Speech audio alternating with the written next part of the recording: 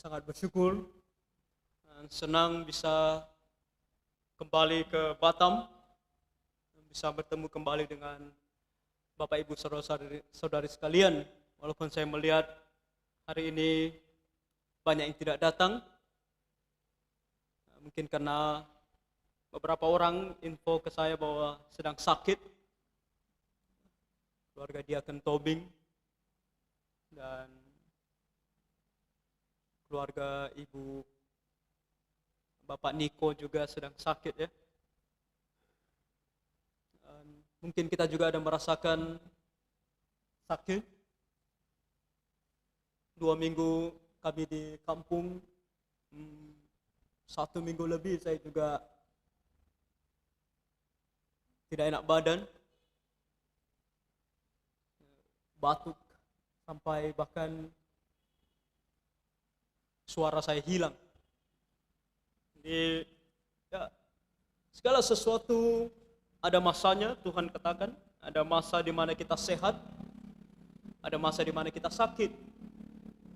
Tapi Tuhan katakan dalam segala sesuatu semua indah pada waktunya. Satu hal yang saya syukuri ketika saya sakit di kampung halaman, ketika suara saya hilang, saya bilang, Tuhan, terima kasih.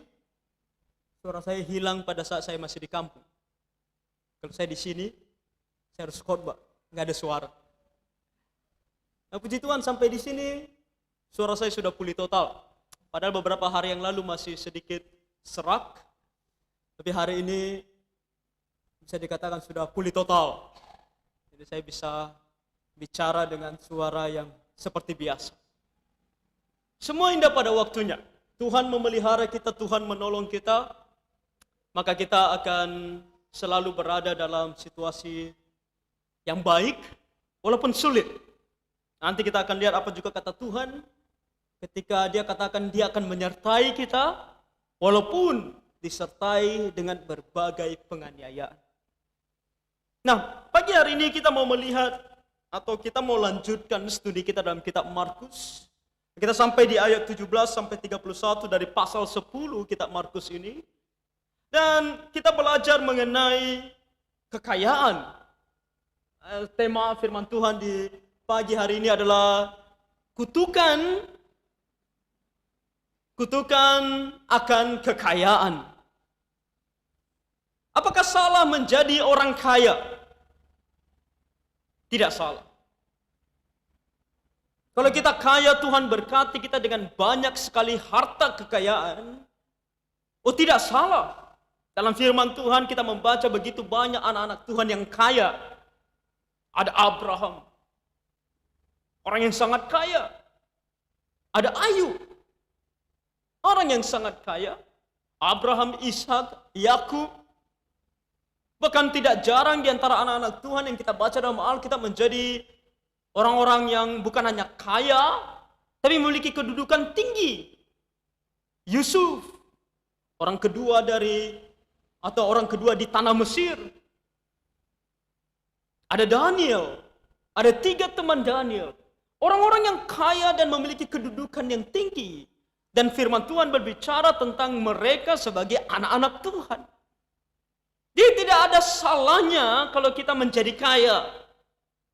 Lalu apa yang salah sebenarnya? Nah, kita akan melihat di pagi hari ini tentang seorang muda ini. Seorang yang dikatakan di sini sangat muda dan kaya. Dikatakan di ayat 17, pada waktu Yesus berangkat untuk meneruskan perjalanannya, datanglah seorang berlari-lari mendapatkan dia, dan sambil bertelut di hadapannya, ia bertanya, Guru yang baik, apa yang harus kuperbuat untuk memperoleh hidup yang kekal? Hal yang pertama kita lihat dari orang ini adalah, dia sangat jujur dan dia bersungguh-sungguh. Dia bersungguh-sungguh, dia datang kepada Tuhan dengan kesungguhan. Dia datang berlari, dia bukan bersantai-santai. Dia datang berlari, dia kejar, dia mau tahu.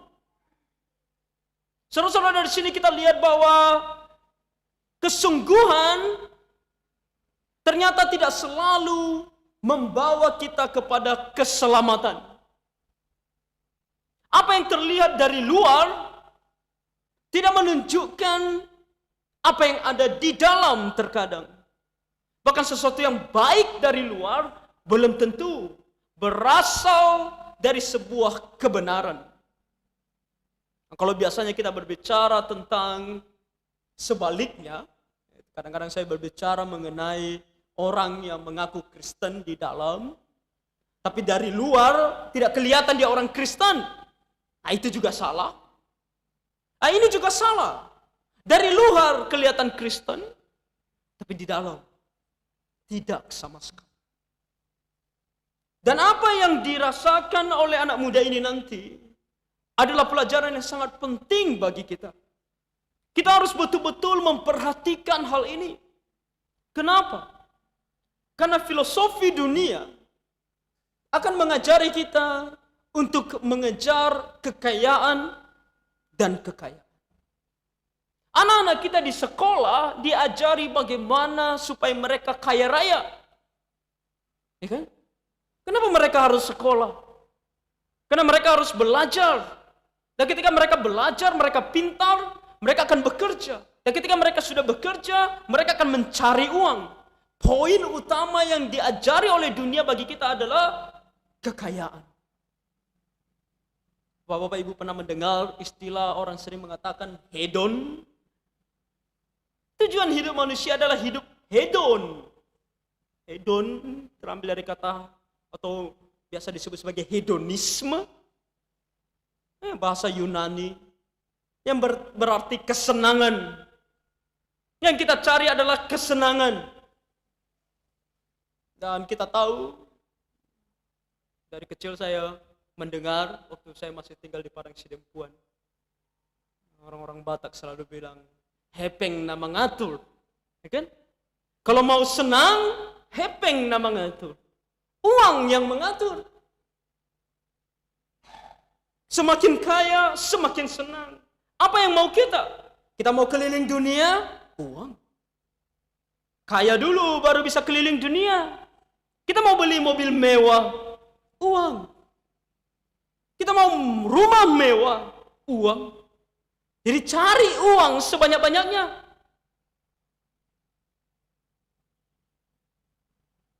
Itu yang diajarkan oleh dunia kepada kita. Dan sayangnya bukan hanya dunia yang mengajarkan ini, banyak gereja mengajarkan juga. Gereja mengajarkan kita untuk merindukan kekayaan. Yang dipikirkan dan didoakan setiap hari adalah kekayaan. Berkat, berkat, dan berkat. Perjalanan saya ke bandara dari rumah dan ketika pulang dari bandara ke rumah, saya naik sebuah taksi. Kami naik sebuah taksi. Yang taksi ini adalah orang Kristen. Dan sepanjang perjalanan baik dari rumah ke bandara maupun pada saat kami pulang dari bandara ke rumah, dia memutar lagu Kristen. Lagu Kristen. Lagu kontemporer. Lagu demi lagu diputar, lagu demi lagu diputar. Lagunya beda-beda, penyanyinya beda-beda, tapi intinya cuma satu. Tuhan berikan aku berkat. Tuhan berikan aku berkat. Tuhan berikan aku berkat. Tuhan berikan aku berkat. Ada lagi katanya, kiranya Tuhan memperluas daerahku. Daerah apa? Memang kita orang Israel yang butuh daerah? Tapi Tuhan perluas daerahku. Perbanyak hartaku. Perbesar rumahku. Banyakkan angka di kartu ATM. Tuhan berkat, berkat dan berkat. Uang, uang dan uang. Lupa kita lagu anak-anak. Apa yang dicari orang? Uang. Kan ada lagu anak-anak. Uang, uang dan uang. Bukan hanya dunia yang ajarkan kita itu sekarang, gereja pun ajarkan kita. Karena gereja juga mau uang. Diajarkan jemaatnya untuk minta uang sebanyak-banyaknya daripada Tuhan, supaya gereja juga bisa dapat uang sebanyak-banyaknya daripada jemaat. Uang, dan uang. Kembali, kaya itu tidak salah. Tapi yang salah adalah kalau kita fokus kepada kekayaan, fokus kepada uang, dan kita pikir bahwa kita ini begitu terberkati. Sekarang orang Kristen bahkan menilai berkat Tuhan, atau apakah dia ditolong oleh Tuhan, atau dia diberkati oleh Tuhan melalui harta kekayaan. Kalau semakin banyak hartanya, semakin manusia yang diberkati Tuhan. Banyak gereja yang menjadikan penatuannya orang-orang penting dalam gereja dilihat dari harta kekayaannya. Semakin kaya, semakin diberkati Tuhan. Berarti Tuhan begitu dekat dengan dia. Berarti dia dewasa rohani. Karena dia kaya. Apakah begitu kita menilai kerohanian dari harta kekayaan? Lalu bagaimana dengan orang miskin? Orang miskin jauh dari Tuhan? Atau Tuhan begitu jauh dari orang miskin? Orang miskin tidak diberkati Tuhan? Orang miskin bahkan bisa dikatakan bukan anak Tuhan?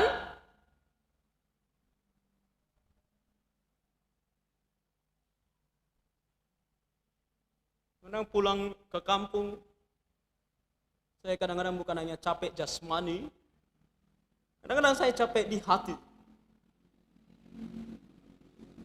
Mendengar cerita-cerita mengenai gereja. Kalau di kampung, acara-acara besar, acara-acara tertentu, kan mungkin sekarang setiap hari Minggu, orang-orang kaya kan kelihatan di mana tempat duduknya. Gereja taruh sofa di depan untuk orang-orang kaya, orang miskin duduk di belakang. Begitukah kita menilai? Tapi begitulah manusia menilai, bahkan gereja menilai. Semakin kaya semakin diberkati.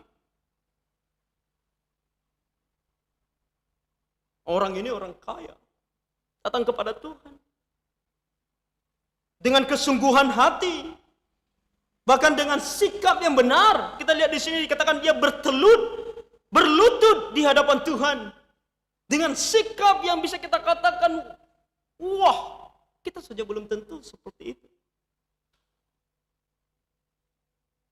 Orang-orang Kristen sekarang datang kepada Tuhan minta kekayaan, tidak seperti ini. Memaksa Tuhan, berikan aku berkat. Tapi orang ini, dia datang kepada Tuhan dengan bertelut. Dan dia berkata, guru yang baik, apa yang harus kuperbuat untuk memperoleh hidup yang kekal?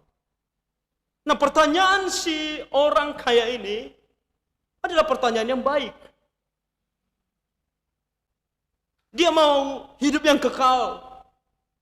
Tuhan, apa yang harus aku lakukan supaya aku mendapatkan hidup yang kekal? Ini harus menjadi pertanyaan kita kepada Tuhan. Apa yang harus kulakukan untuk aku mendapatkan hidup yang kekal?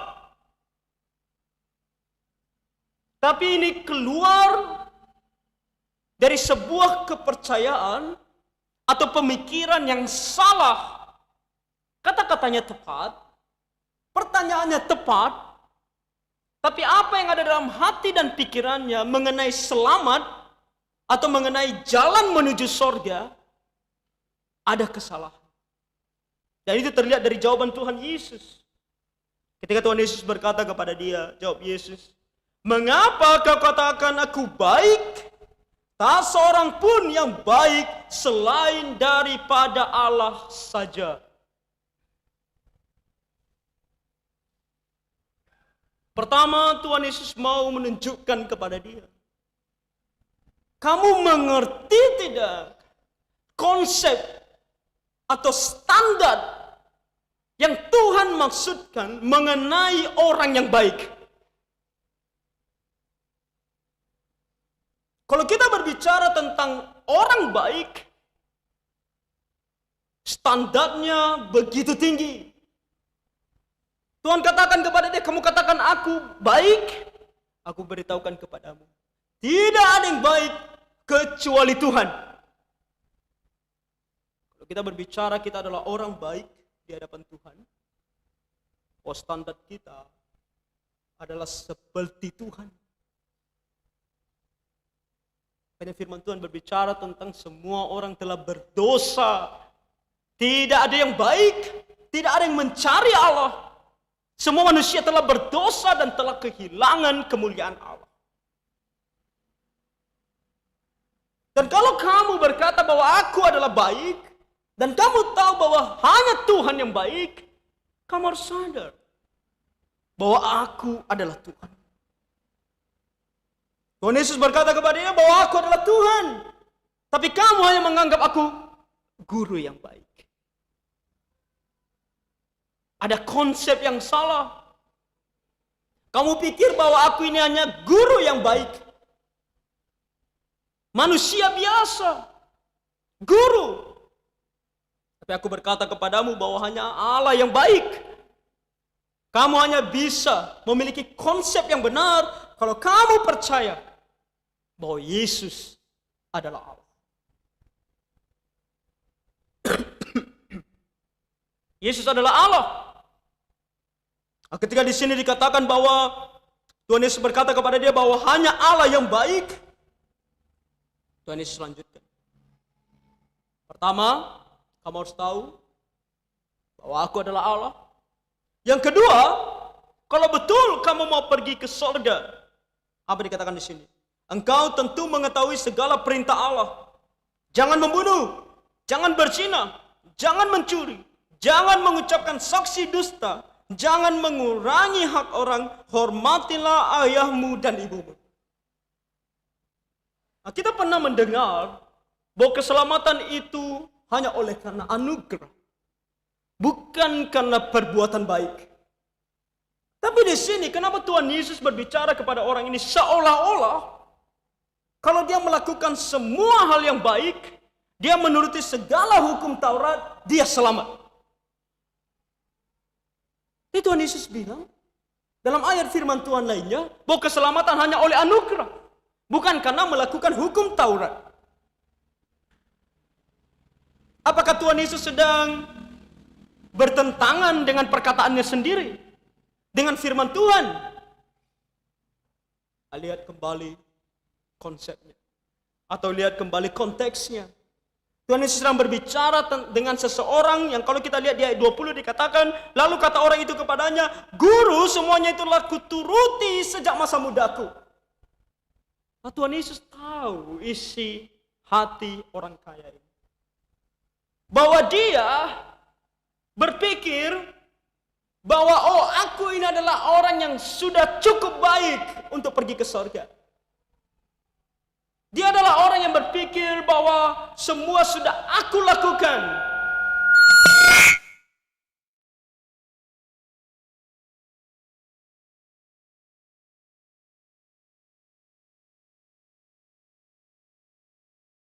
Berarti aku ini layak untuk pergi ke surga.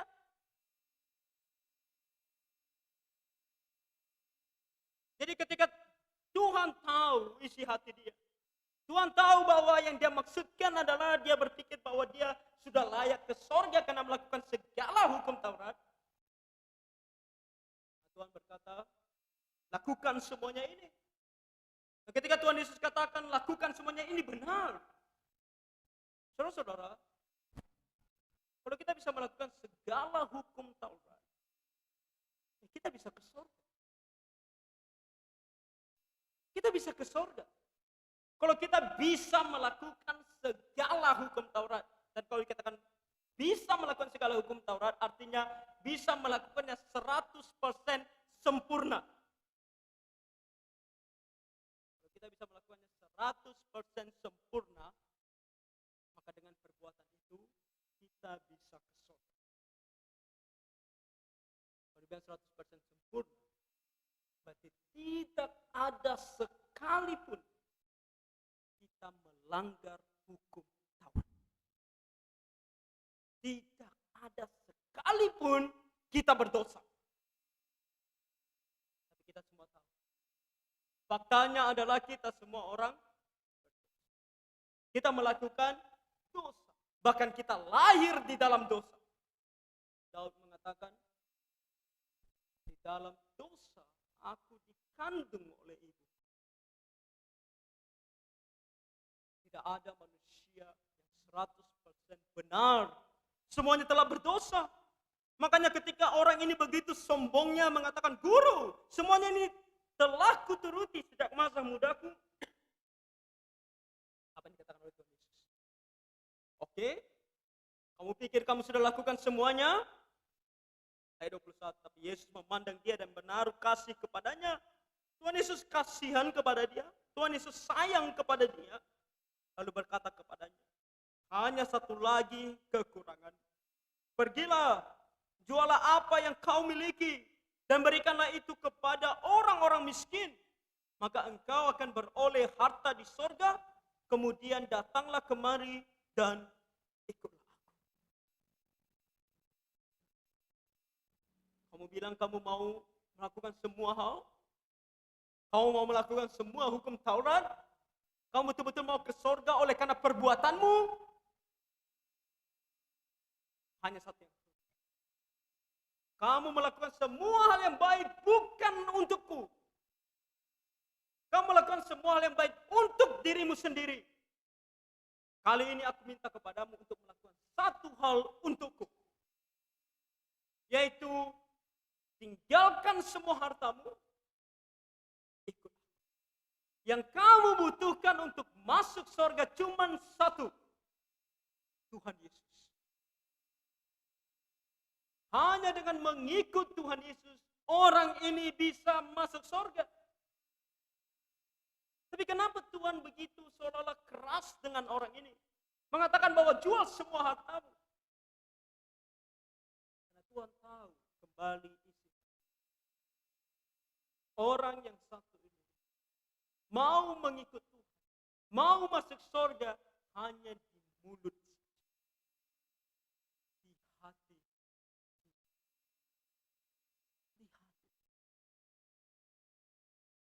Mau mengikut Tuhan karena dia sudah mendapatkan semua hal yang baik. Oh, banyak orang Kristen baru datang ke gereja kalau hidupnya baik. Karena Tuhan sudah berkati. Karena Tuhan sudah tolong. Kalau Tuhan tidak berkati, kalau Tuhan tidak tolong, tidak datang gereja. Marah sama Tuhan. Menyalahkan Tuhan. Orang ini datang kepada Tuhan. Karena dia sudah miliki semuanya. Dia selama ini di mana? Dia sedang mencari uang. Mau uang, dan uang. Nah, kali ini dia sudah dapatkan semuanya. Dia sudah nikmati semuanya. Tinggal sisa yang mau dia berikan kepada Tuhan. Yaitu perkataan di bibir. Tuhan, aku mau mengikut. Tuhan, aku mau percaya kepadamu. Tuhan, aku mau ke surga. Aku mau ikut bersama dengan engkau ke surga. Tuhan Yesus katakan, kalau kamu mau, kamu harus percaya kepadaku dan mengikut aku 100%. Bukan setengah-setengah. Bukan bahkan 90%. Bukan hanya 99,999%. 100%. Tuhan katakan. Dan ketika engkau sudah menjual semuanya, kemudian datanglah kemari dan ikutlah aku. Pikullah salibmu. Mengikut Tuhan, memikul salib adalah jalan yang tidak mudah. Itu adalah jalan yang penuh dengan penganiayaan dan cemoohan, jalan menuju bahkan kematian. Kamu harus mencintai aku lebih dari segalanya. Tapi sayang sekali, Apa dikatakan di ayat 22, mendengar perkataan itu, dia menjadi kecewa, lalu pergi dengan sedih, sebab banyak hartanya. Dia terlalu mencintai hartanya. Ternyata dia lebih mencintai hartanya daripada sorga. Dia lebih mencintai hartanya daripada Tuhan. Menjadi kaya tidak salah. Tapi kalau kita mencintai kekayaan kita lebih daripada Tuhan, itu salah. Kalau di gereja ada orang kaya, tidak salah. Tapi kalau kita mencintai orang kaya itu oleh karena kekayaannya lebih daripada Tuhan, itu yang salah. Dan sikap membeda-bedakan orang oleh karena kekayaannya adalah sikap yang hanya menunjukkan bahwa kita lebih mencintai kekayaan daripada Tuhan. Makanya dalam gereja kita tidak mau membedakan mana orang kaya, mana orang miskin. Yang kaya mungkin kita kunjungi setiap hari, yang miskin sekali setahun. Yang kaya mungkin kita berikan pelayanan, yang miskin tidak usah. Tidak ada bedanya. Karena kita tidak boleh mencintai kekayaan lebih daripada Tuhan. Dan kita yang hidup bekerja, kita harus bekerja, firman Tuhan katakan. Yang tidak bekerja tidak boleh makan. Jangan bermalas-malasan. Belajarlah daripada semut. Bekerja dengan sangat keras. Tapi bukan karena kita mencintai kekayaan. Tapi kalau Tuhan memberikan kita berkat, Tuhan menolong kita, memberikan kita pekerjaan yang baik, memberikan kita hasil yang baik dari pekerjaan kita, kita harus mencintai Tuhan lebih dari semuanya ini. Firman Tuhan mengajari kepada kita. Apa yang harus kita lakukan dengan kekayaan yang Tuhan berikan kepada kita? Kita gunakan untuk Tuhan. Untuk melayani Tuhan. Untuk menjadi berkat bagi orang lain.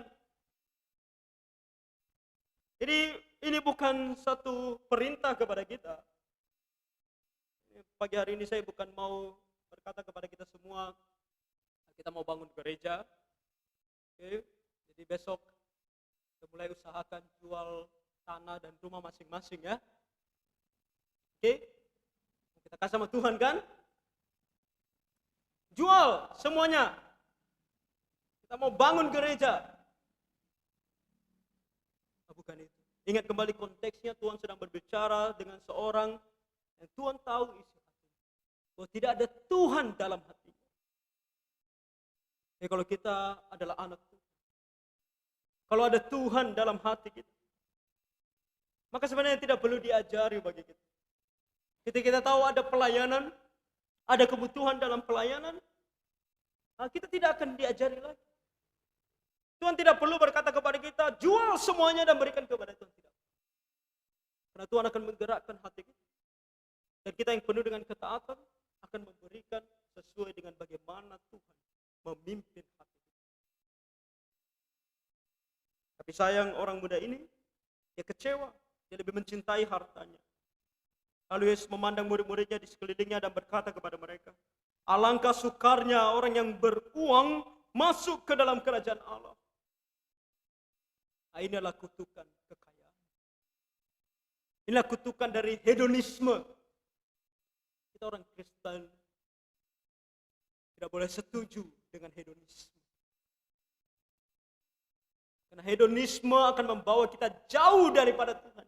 Kekayaan, mencintai kekayaan akan membawa kita jauh daripada Tuhan. Makanya Tuhan katakan, begitu sukar bagi orang kaya. Orang beruang untuk masuk ke dalam kerajaan Allah. Mereka tercengang, murid-muridnya tercengang mendengar perkataannya itu. Tapi Yesus menyambung lagi katanya, anak-anakku alangkah sukarnya masuk ke dalam kerajaan Allah. Ini masih konteksnya tentang orang kaya. Lebih mudah seekor unta melewati lubang jarum daripada seorang kaya masuk ke dalam kerajaan Allah. Artinya, impossible. Tidak mungkin. Kita semua tahu jarum Mau masukkan benang saja dalam jarum, kadang-kadang susahnya setengah mati.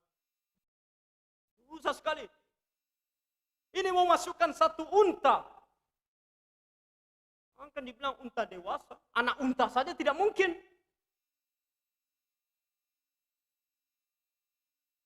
Kita mau dikatakan firman Tuhan. Begitu suka. Dan orang kaya di sini kembali. Konteksnya adalah orang kaya seperti orang kaya yang barusan. Yang mencintai harta kekayaannya lebih daripada Tuhan. Kita lihat Abraham. Abraham orang yang sangat kaya. Tapi ketika Tuhan katakan kepadanya, tinggalkan tanahmu, tinggalkan ayah ibumu, tinggalkan hidupmu yang enak ini, pergi ke satu tempat yang tidak diberitahukan kepada dia di mana, yang Tuhan tidak janjikan kepada dia apa yang akan dia dapatkan di sana. Apa yang dilakukan oleh Abraham?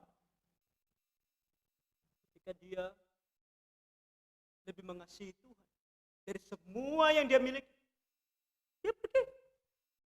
Walaupun dia tidak tahu pergi kemana, walaupun dia tidak tahu bagaimana tempat itu, apakah di sana nanti dia akan kaya lagi atau tidak, dia pergi. Dia tidak peduli. Tuhan katakan pergi, aku pergi. Makanya Tuhan katakan, makanya kita harus mendidik anak-anak kita dengan benar. Banyak orang tua Kristen mendidik anak-anak untuk mengejar harta kekayaan. Didoktrinisasi dari kecil bahwa kebahagiaan hanya ada ketika kamu menjadi orang kaya.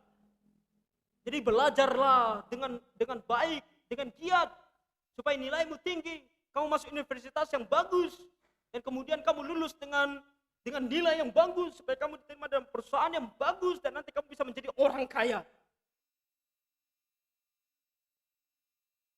Kita harus mengubah mindset kita.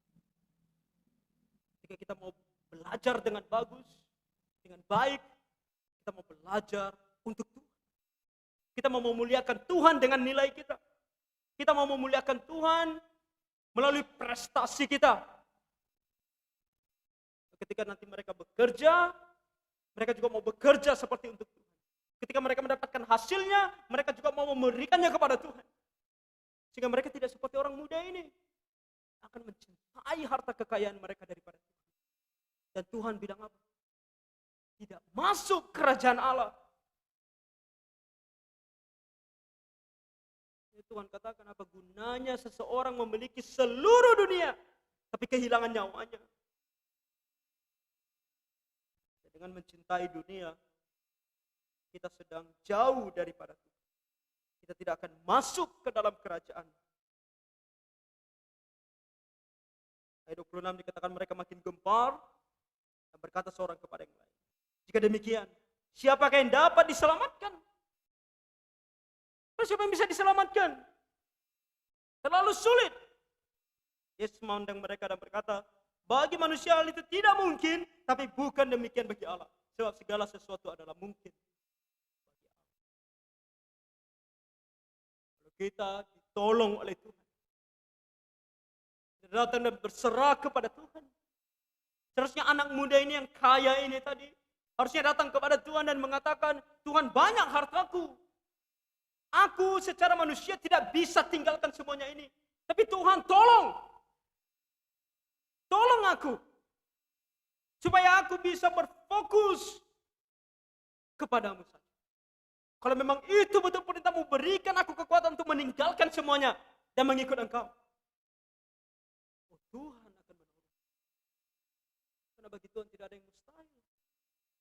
Kadang-kadang kata-kata ini bagi Tuhan yang tidak ada yang mustahil kembali dipakai oleh orang-orang karismatik untuk mengajarkan kita, bagi Tuhan tidak ada yang mustahil. Kamu mau apa? Tuhan berikan semuanya. Apa yang kamu mau? Kekayaan? Kesehatan? Bagi Tuhan tidak ada yang mustahil, mereka katakan.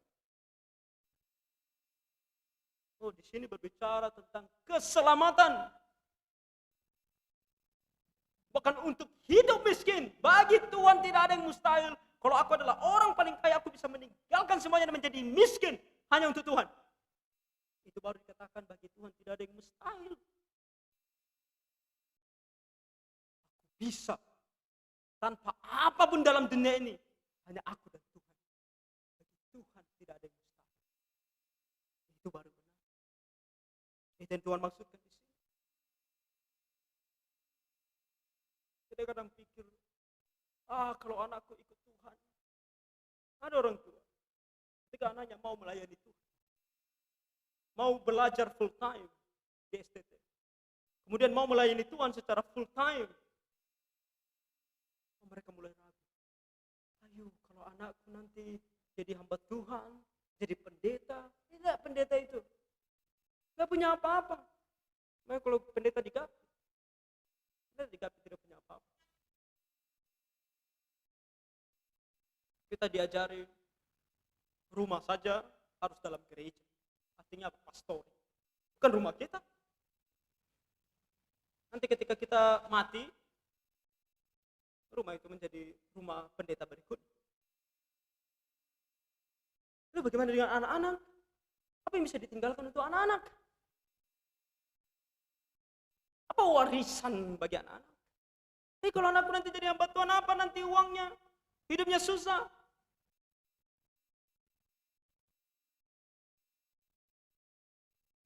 Bagi Tuhan tidak ada yang mustahil.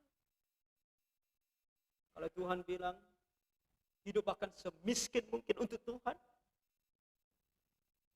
Bagi Tuhan tidak ada yang mustahil. Kita jangan takut, kita jangan khawatir. Dan di sini Petrus sebagai manusia mengatakan kepada Tuhan, kami ini telah meninggalkan segala sesuatu dan mengikut Engkau. Kalau kami sudah, orang kaya itu tidak meninggalkannya. Kalau kami tinggalkan, ketika Engkau panggil kami tinggalkan. Petrus, dia tinggalkan jalannya, dia tinggalkan orang tuanya, dia tinggalkan pekerjaannya, dan ikut Tuhan. Lalu apa yang mereka dapatkan? Jawab Yesus kepada mereka, aku berkata kepadamu sesungguhnya setiap orang yang karena aku dan karena Injil meninggalkan rumahnya, saudaranya laki-laki atau saudaranya perempuan, ibunya atau bapaknya, anak-anaknya atau ladangnya. Orang itu sekarang, pada masa ini juga akan menerima kembali 100 kali lipat. 100 kali lipat di sini. Bukan berarti berapa saudara kita punya? 5? 100 kali lipat berarti 500. 100 kali lipat di sini adalah angka yang dikatakan oleh Tuhan sebuah angka yang banyak. Sesuai dengan kebutuhanmu.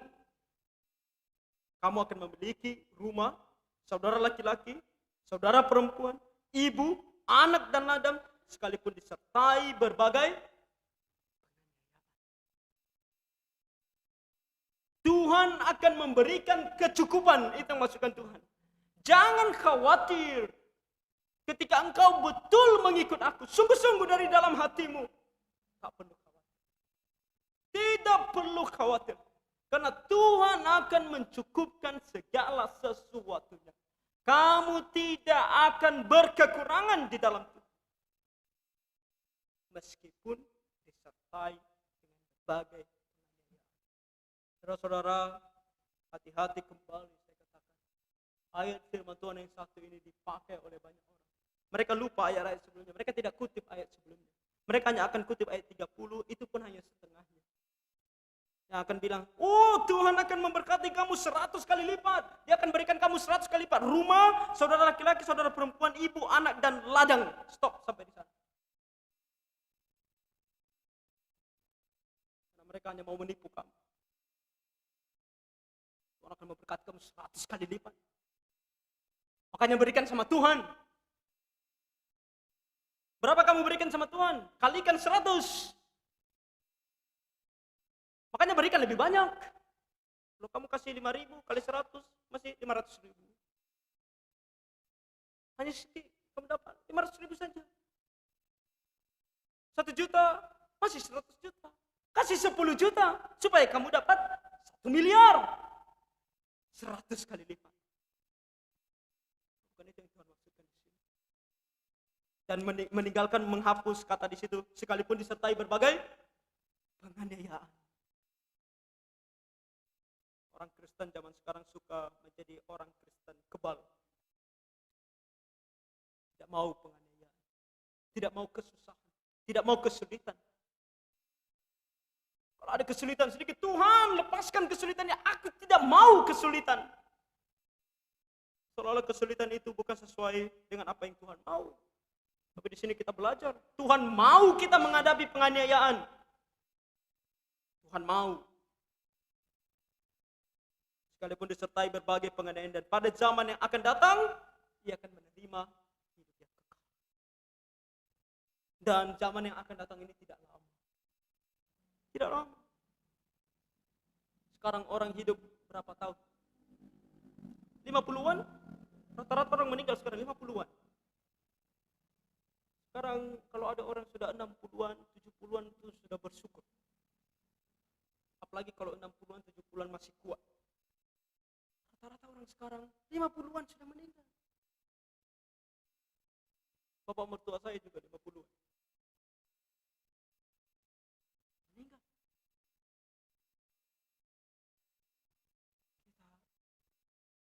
Kita sudah lebih muda meninggal.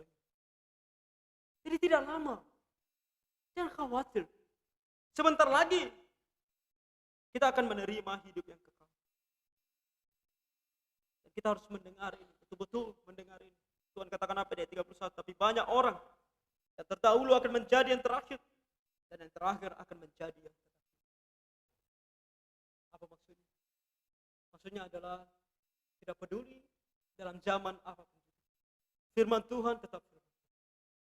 Tuhan berkata hanya yang percaya kepadanya dengan sungguh-sungguh dan mengikut Dia yang akan masuk ke dalam kerajaan. Baik orang zaman dulu maupun zaman sekarang maupun orang yang akan.